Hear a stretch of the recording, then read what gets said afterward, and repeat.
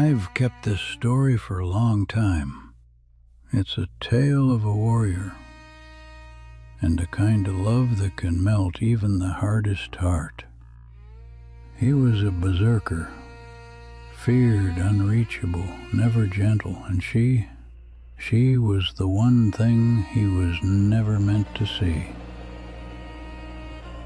She wore her brother's armor, his boots, his name. She even shaved the sides of her head to match the cut he wore with pride. Her braid was rough, her voice too low. But beneath it all, she was just a girl trying to survive a world that would kill her if it ever knew. Freydis stepped off the ship in boots that weren't hers. They were too big, worn in all the wrong places and heavy with her brother's scent, his sweat, his blood. The leather bindings across her chest pressed so tight it hurt to breathe, but she didn't flinch. Not in front of them. The camp loomed ahead, rough with smoke and iron and cold. Viking men milled around fires and weapon racks, stripped to the waist, laughing loud, drunk on ale and their own survival. They stared when they saw her, laughed. Not cruelly, just carelessly, the way men do when they see nothing worth fearing. She kept her head down. Her heart pounded like it wanted out of her chest. "You're not Freydis here. You're Leif." She walked taller. No one noticed the stiffness in her step, or how her hands trembled under the tunic sleeves, except one. He sat apart from the others, sharpening a blade longer than her arm. His shoulders were bare despite the wind. His head was bowed, but his eyes, his eyes lifted just once, and locked with hers. Jorund, the bear. They said he'd once torn a man's throat out with his teeth, that he could fight in a blind rage for hours, then go silent for days, that he had never taken a wife, never loved, never lost. He didn't speak as she passed, just dragged the whetstone slow along steel, like he was waiting for a reason to use it. Freydis looked away fast. "He sees a boy. Good, let him." But her skin prickled all the way to the fire pit. That night she sat on a log with the other new recruits. She didn't speak, just held the wooden bowl they'd given her, filled with a stew that smelled like rot and boiled fat. Her hands shook. She forced the spoon to her lips, but the tin taste of the broth made her gag. It slipped, fell, hit the dirt. Someone snorted behind her. Ghost boys never held a spoon before. Another laughed. Must have been raised by sheep. Look at those arms. The goats back home are stronger. Freydis tried to laugh with them, tried to smile. Her lips didn't move. She bent, picked up the bowl, nodded like a good boy should. "Don't cry, don't blink." Leif wouldn't. Across the fire, Jorund didn't laugh, didn't look up, but she could feel him, like a shadow she couldn't outrun. She wrapped her arms tight around her knees and stayed silent. When sleep came, it came hard. She curled into the corner of her tent, binding still tight, heart still louder than she wanted. Every time she closed her eyes, she saw Jorund again. Those eyes that didn't believe a damn thing they saw. If he finds out, if any of them do. She gritted her teeth. The next morning they trained, or rather the others trained. Freydis mostly tried not to fall on her face. Her grip was too light, her stance too wide. The sword weighed more than her whole arm. Every time she swung, it yanked her off balance like a child with a stick. She fell twice, maybe 3 times. Her ribs ached, the bindings chafed. Her back stung from being shoved in the mud. The laughter came easy from the others. "Careful, ghost boy, the wind might kill you before the fanks do." His mama should have kept him in skirts. She clenched her teeth and pushed off the ground, mouth tight, eyes burning. She didn't speak, didn't rise to the bait. But as she stood, she caught a flicker of movement. At the edge of the circle, Jorund, watching. He didn't laugh, he stood, just that, and the mocking stopped. That afternoon they marched deeper inland. Freydis walked near the rear, alone, trying not to limp. The pain in her chest from the bindings throbbed every time she breathed. She pressed her hand flat against it, adjusting beneath the tunic. It was stupid. She was stupid, thinking she could do this, thinking she could pass. "You had no choice," she reminded herself. "You promised him. You gave your word." She had carved her twin brother's name into the oath stone. The gods would not forgive her if she turned back now. That night she sat beside the fire again, closer to the outer edge this time. Not one man looked her way, except Jorund. He stood by the weapon rack, arms crossed, unmoving. The firelight danced across the jagged scar down his left side, faded now, but deep enough to mark him. That wound had a story. Everything about him did. He didn't smile, didn't drink, didn't speak, but he saw her, and she hated that it made her feel not safe, not quite, but less invisible. She stared into the flames and whispered, "If he ever looks too close, it's over." She didn't realize he had moved closer until he was directly across the fire. He didn't sit. He just watched her. Freydis kept her eyes low. "Eat," he said. His voice was gravel, low, absolute. She nodded. "Can't fight on nothing," he added. She forced a few bites down. The stew still tasted like ash. When she looked up again, he was gone. The rain hadn't stopped by morning. It came in waves, soaking the earth, turning the camp into cold, sucking mud. Freydis pulled her brother's hood tighter over her head, though it did little to hide how she winced with each step. She moved stiffly. Every muscle throbbed. Her fingers burned from gripping a sword too long, but she didn't stop. Jorund stood across the clearing, arms folded, face unreadable, watching again, always watching. She hated that she felt it, that weight, his eyes, the pull in her chest every time he lingered too long. He doesn't know, she told herself, and if he did, he wouldn't care. But part of her wondered. Later, while the others sparred, she slipped behind the tents to catch her breath. Her ribs ached from where she'd fallen earlier, and the bindings across her chest cut deeper when she breathed hard. She sank to her knees behind a supply crate, biting her lip. Water dripped from her sleeves. Her arms trembled. "You're not Leaf," she whispered, voice barely audible. "You never were." She pulled the damp tunic away from her skin and looked down at the bruises blooming over her ribs. The skin beneath the bindings was raw. A memory surged, uninvited. Leaf lying in bed 3 nights before the ship left, face flushed, fevered, lips cracked. He tried to lift his arm and failed. "They'll know I can't go," he croaked. "You'll get better," she'd whispered. "But if I don't go in your place, they'll take Father's land. You know what they'll do." He shook his head. "You'll get hurt. They'll kill you." She kissed his forehead. "Then stay alive long enough to welcome me back." Freydis closed her eyes now and gripped her knees. The bindings cut deeper. She didn't cry. She couldn't afford it. When she returned to training, her knuckles were white on the hilt. She didn't speak, didn't flinch when Heilvig called her milk boy. She kept swinging until her arms gave out. Jorund didn't speak either, but when her sword clattered to the ground and she bent to retrieve it, he stepped forward and placed it back in her hands. His eyes met hers, just once, and he walked away. That night, Freydis sat farther from the others than usual. The men laughed about a stolen goat in one of the Frankish villages. Someone joked about bedding a Saxon's wife. Another tried to make her drink. She refused. "You afraid of a little mead, ghost boy?" Heilvig said, shoving the cup toward her. She pushed it away. "She can't handle a drink," he said. "Might explain the hips." A few men laughed. Not all. Freydis stood, quietly, not trusting her voice. The last thing she needed was to say something in the wrong tone, the wrong pitch. She turned to walk away. A hand caught her arm. She tensed. It wasn't rough. Jorund. He didn't speak, just moved between her and the others, blocking their view with his back. Without looking at her, he said, "Get some rest." She did. Later that night, inside her tent, she unwrapped the bindings. The skin beneath was angry, red and cracked. She winced, wiping gently with a cloth, then pulled on a clean layer before curling into the blanket. The rain had slowed. She stared at the ceiling of canvas above her. If he knows, why hasn't he said anything? She remembered the way he had stood there, solid, silent, shielding her from the others like it meant nothing to him. Does he know? She rolled onto her side. "Leaf," she whispered, "you owe me for this." The next day, they were sent out in small groups to gather firewood from the edge of the woods beyond the camp. Freydis walked with 2 men she didn't know well. They didn't talk to her much, only gave her a handful of rope and a rough sack to carry. She worked quickly, gathering whatever dry branches she could find. She moved slower than the others, but her eyes were sharp, her steps light. Halfway back, the mud gave under her foot and she slipped. The sack spilled. Her knee hit a rock. She bit her tongue to keep from yelping. One of the men turned. "Useless," he muttered. "Should have sent one of the thralls." The other just kept walking. Freydis stayed down for a breath. Then another. Mud soaked her sleeves. Boots stopped beside her. Not the men. Jorund. He crouched, picked up the spilled branches, shoved them back into the sack without saying a word, and handed it to her. She took it with both hands. He didn't offer to help her up. He didn't need to. When she rose, he turned and walked back toward camp. Later, after they returned, she washed her scraped leg in silence behind the cooking tent. The wound wasn't deep, just enough to sting. She watched Jorund across the clearing. He was sharpening his blade again, alone, just like the first day. She didn't realize she was staring until he looked up.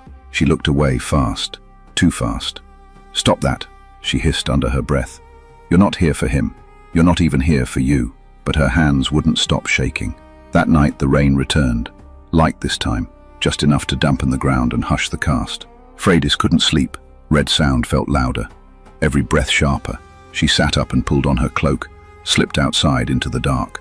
The fire pit glowed low with embers. Most were asleep, except him.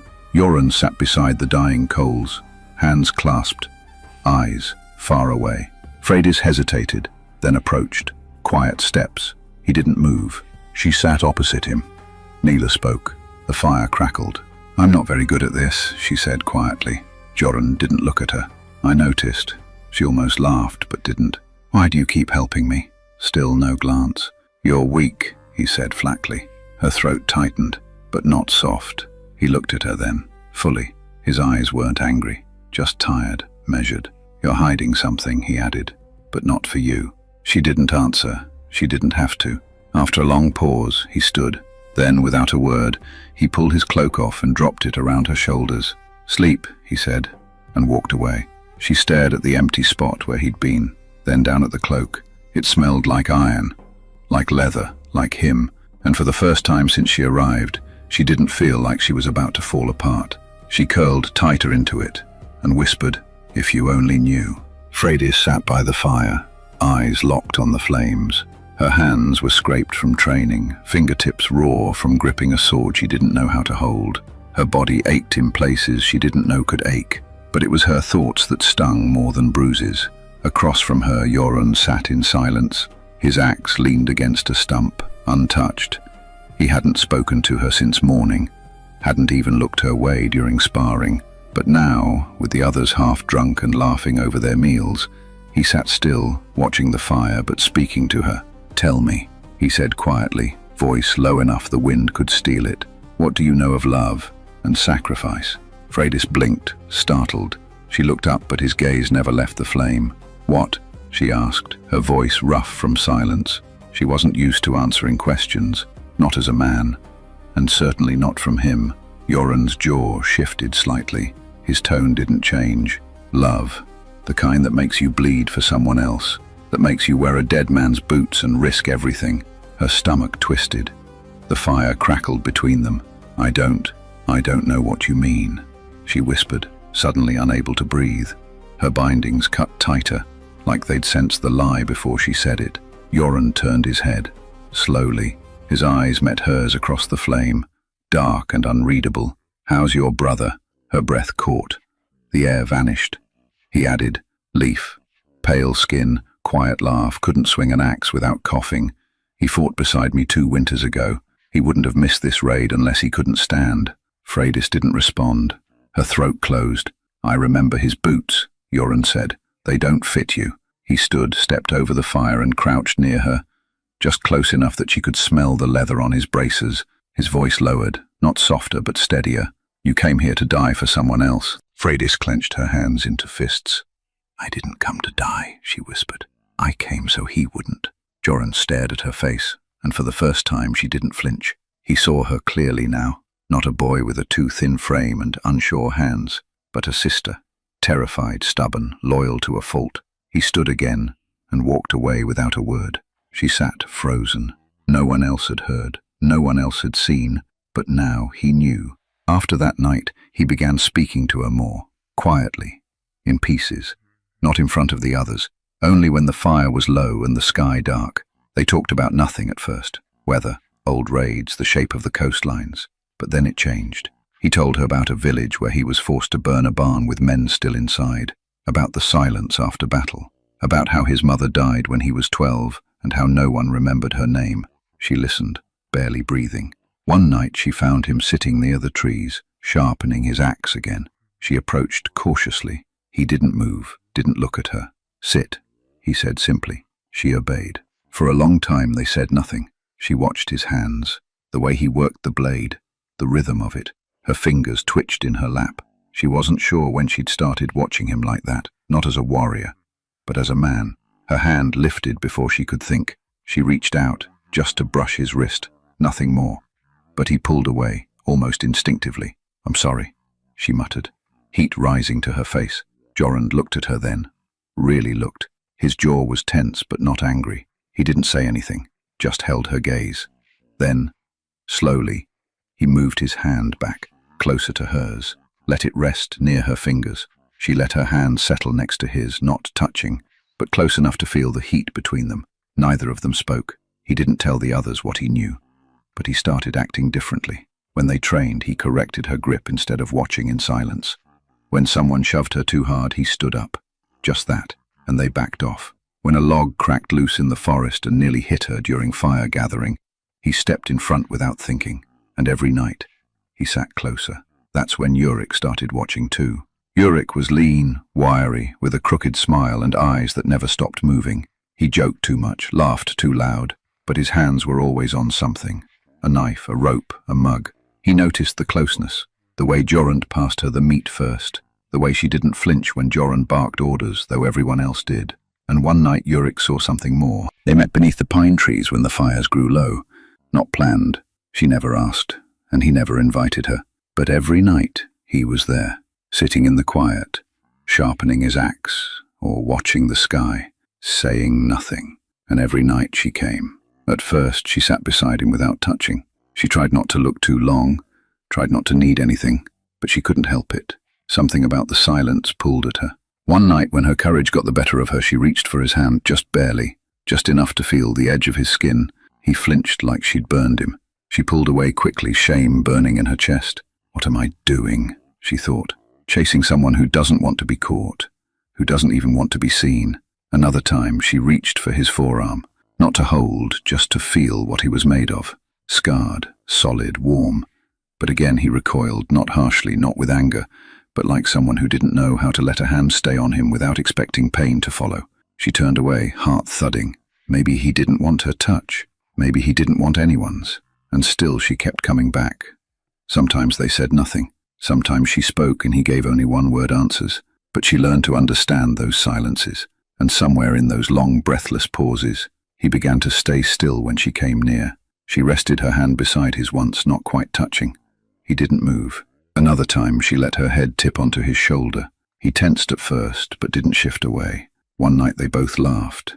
It startled her.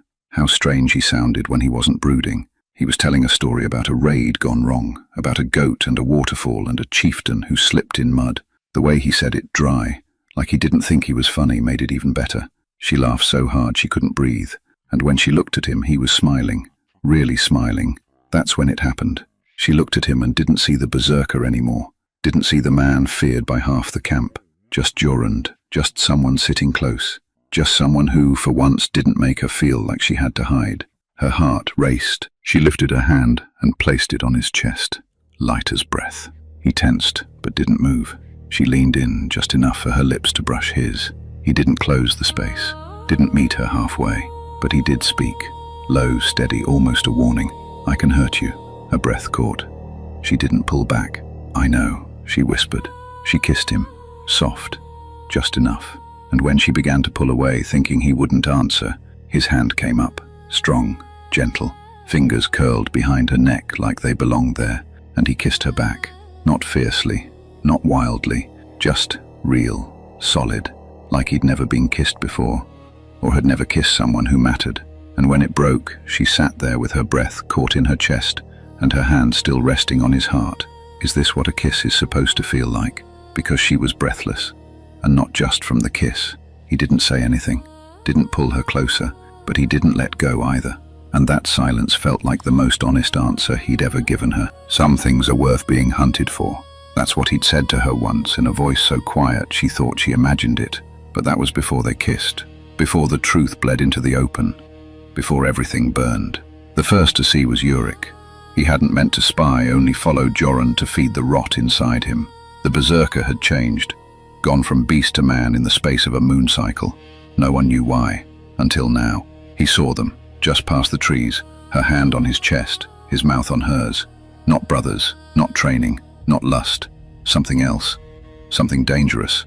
He didn't shout, he didn't rage. He only smiled and went quiet, but his whispers started traveling faster than fire on dry grass. He's been kissing that new boy, and the others laughed. At first, until someone said, "That's no boy." They began watching her more closely. Freydis felt it, the looks that lingered, the sneers sharpened with suspicion. She stayed silent, still, careful, but Yurik was waiting. He followed her to the river where she always bathed after the others. She never heard him behind her. He didn't speak when he saw her unbind the cloth across her chest. He didn't startle when the soft curves betrayed the illusion. He only nodded to himself. 3 nights later he made his move. He stood at the fire, cup in hand, eyes scanning the circle. "She's not who she says she is," he said, "and neither is he." The laughter died fast. Freydis stood, her mouth opened but no words came. Jorund rose without a sound. He moved between her and the others, his axe resting against his palm like a promise. "If you touch her," he said, "you better say goodbye to your hands." No one dared, not yet, but something shifted. The truth was out. The air had changed, and Yurik was not finished. 4 days later the chieftain came, not with warning, with riders, with blades. He rode into camp like a winter storm, wordless, heavy and cold. He dismounted and walked straight to Jorund, who stood unmoved. "You were mine," the chieftain said. "I carved you from rage, kept you when others would have drowned you in the river. And now, you turn soft for a lie in a woman's boots." Jorund didn't flinch. He didn't glance at Freydis. He just said, "I was never yours." The chieftain spat at the ground, and then, with a snarl, he drew his blade and lunged, not at Jorund, at her. Jorund stepped in. Steel clashed. The camp screamed. Warriors backed away. It wasn't a long fight. It wasn't fair, but when it ended, the chieftain lay broken in the dirt, blood spreading beneath him like a punishment. Jorund dropped his axe to the ground. Not rage, not vengeance, only survival. They left that night. No glory, no songs, just a pack, a horse, and silence, but not the cold kind, the kind that means peace. Winter passed slowly in the northern woods. They built nothing grand, just shelter, warmth, a bed. He carved her a wooden comb. She laughed at his stitching. He never corrected her stew again. Some nights they sat under stars and said nothing, and that was enough. One morning she said her hands were shaking. "It's not the cold," she said softly. He looked at her for a long time, then rested a hand on her stomach. He didn't smile often, but he did then. He still didn't say, "I love you." But he built her a fence, grew her onions, sat beside her every time the wind howled like ghosts from his past. And when she asked if he ever missed the war, he only shook his head and said, "No, some things are worth being hunted for." He knew that now, because she hadn't made him softer.